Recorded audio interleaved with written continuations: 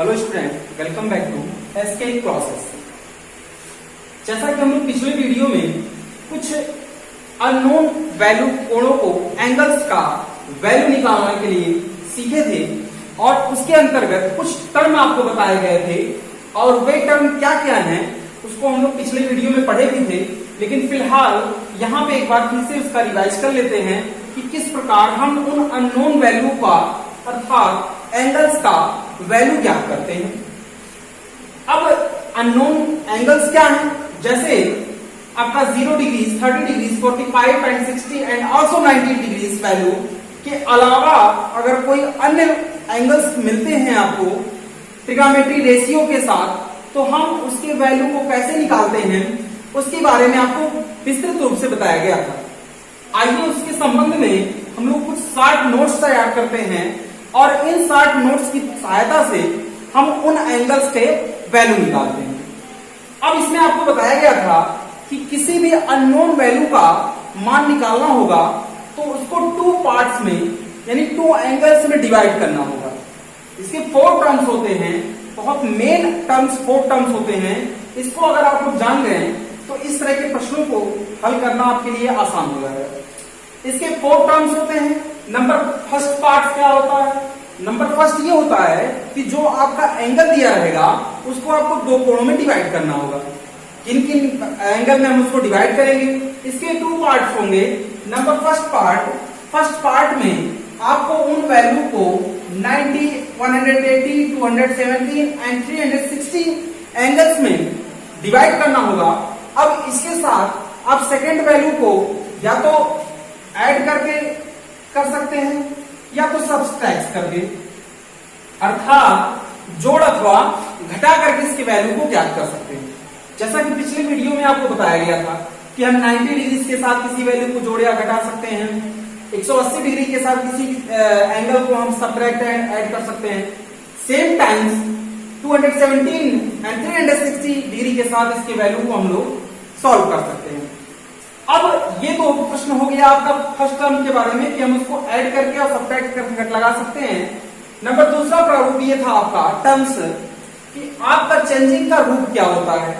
इसके समकक्ष में आपको बताया गया होगा कि अगर आपके वैल्यू 90 डिग्री एंड 180 डिग्री के साथ वह चाहे ऐड होता है चाहे सब्ट्रैक्ट होता है, any terms if adding and if subtract, दोनों टर्म्स के साथ आपके चेंजिंग के रूप लगते हैं।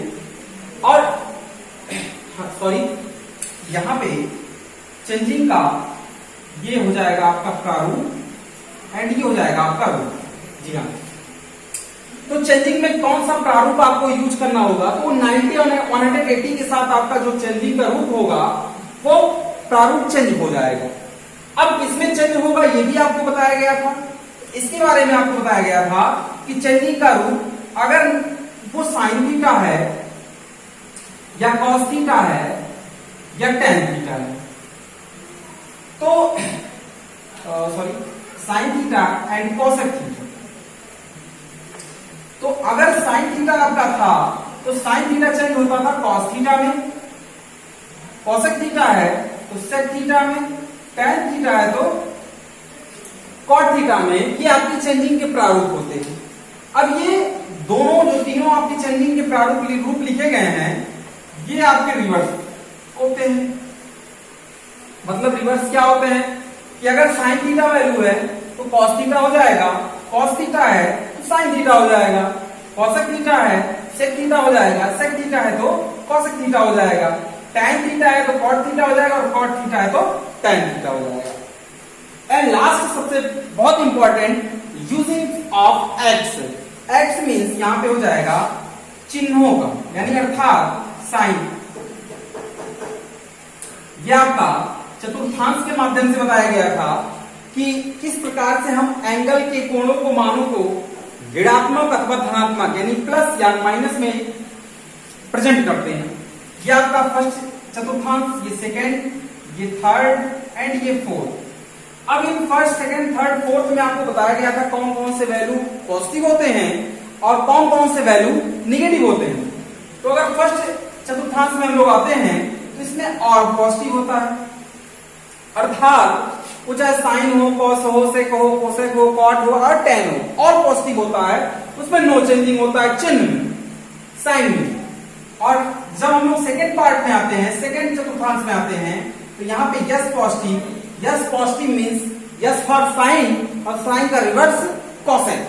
इसी तरह से थर्ड में हम लोग आते हैं, तो थर्ड में हमारा सी पॉजिटिव, सॉरी टी है, टी पॉजिटिव होता है, टी पॉजिटिव अर्थात टी फॉर टेन थीटा और टेन का reverse cot theta. And last आपका होता है यस,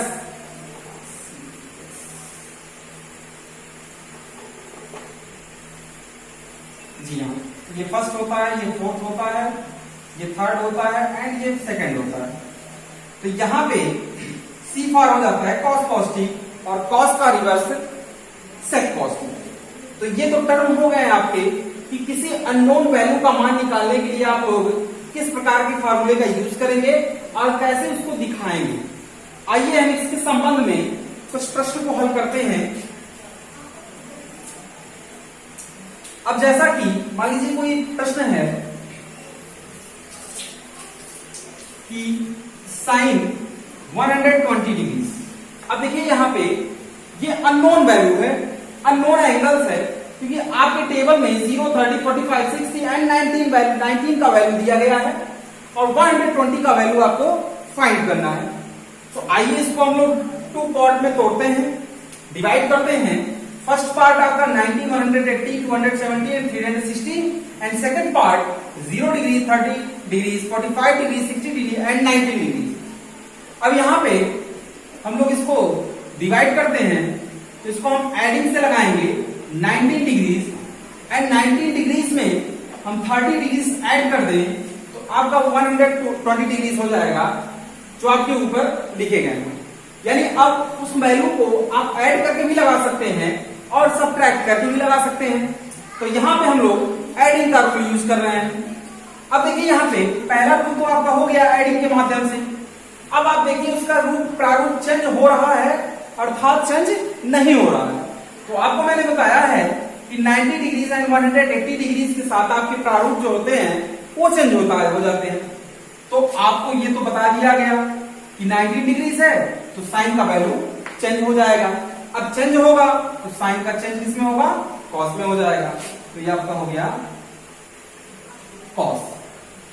ये सिर्फ इतना पता करके यह गायब हो जाता है 90 डिग्री, 180 डिग्री, 270 डिग्री, 360 डिग्री, ये कैंसिल हो जाता है। बाकी जो कोण बचते हैं उसको हम नोटेट कर लेते हैं।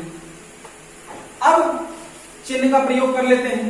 देखिए हम 90 डिग्रीज में, ये 90 डिग्री मैंने बताया था प्रत्येक चतुर्थांश 90 डिग्रीज के होते हैं। ये 90 डिग्रीज में 30 डिग्रीज ऐड करेंगे तो हम सेकंड पार्ट में आ जाएंगे।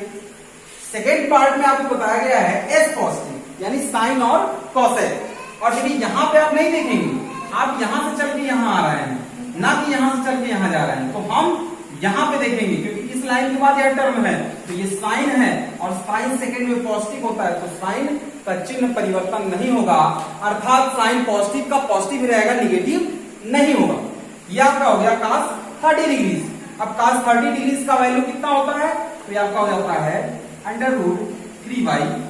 That is your answer. cos 30 degrees का वैल्यू हो जाएगा √3/2। ये आपका आंसर हो गया। अब इस तरह से बहुत सारे प्रश्नों को आप देख करके हल कर सकते हैं।